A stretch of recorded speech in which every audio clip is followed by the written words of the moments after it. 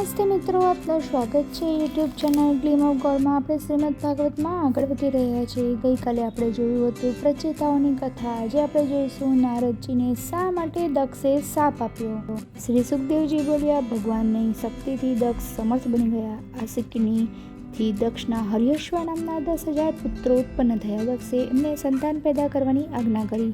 એટલે એ તપસ્યા કરવા નારાયણ સરોવર તીર્થમાં ગયા. સરોવરમાં સ્નાન કરતા તેમનું અંતઃકરણ શુદ્ધ થઈ ગયું અને તેમની બુદ્ધિ ભાગવત ધર્મમાં લાગી ગઈ. પરંતુ પિતાની આજ્ઞા હોવાથી તેઓ સંતાનની પ્રાપ્તિ માટે કઠોર તપસ્યા કરવા લાગ્યા. જ્યારે દેવર્ષિ નારદે જોયું કે પ્રચેતાઓને ભાગવત ધર્મમાં રુચિ છે, છતાં પ્રજાવૃત્તિ માટે તત્પર છે, એટલે તેઓ તેમની પાસે આવ્યા અને કહેવા લાગ્યા, પૃથ્વીના અંત જાણ્યા વિના તમે સંતાન કેવી રીતે પેદા કરશો? એક એવું રાજ્ય પણ છે જેમાં એક જ વ્યક્તિ પુરુષ છે, એક બહુરૂપિણી સ્ત્રી છે, એક વ્યક્તિ વ્યાપિચારી સ્ત્રીનો પતિ છે. હે મૂર્ખો, જ્યાં સુધી સર્વજ્ઞ સ્વામીની આજ્ઞાને જાણશો નહીં તો સૃષ્ટિ કેવી રીતે કરશો? આ શબ્દો સાંભળી હર્યશ્વ વિચારવા લાગ્યા કે નારદ સત્ય કહે છે. એક જ ઈશ્વર બધાનો આધાર છે, આખરે એનો જ આશ્રય લેવો જોઈએ. બુદ્ધિ વગેરે વ્યાપિચારી સ્ત્રી સમાન છે. માયા એક નદી છે, તપ વિદ્યા વગેરે એના તટ છે. આ સૃષ્ટિ પ્રલય તરફ વહે છે. 25 તત્વ ઘર છે.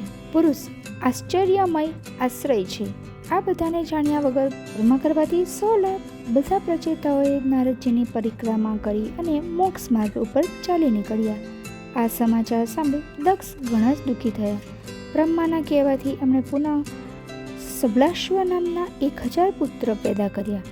એ પણ નારાયણ સરોવરમાં સ્નાન કરી તપ કરવા લાગ્યા. ઓમ નમો નારાયણ મંત્ર જપતા રહ્યા. થોડો સમય પસાર થયા બાદ નારદજી ત્યાં પહોંચ્યા અને કહેવા લાગ્યા, હે સબલાશ્વો, તમારા ભાઈઓના માર્ગ ઉપર ચાલો અને પરલોકમાં મરુદગણો સાથે આનંદ ભોગવો. સબલાશ્વ પણ ભાઈઓના માર્ગ ઉપર ચાલી નીકળ્યા.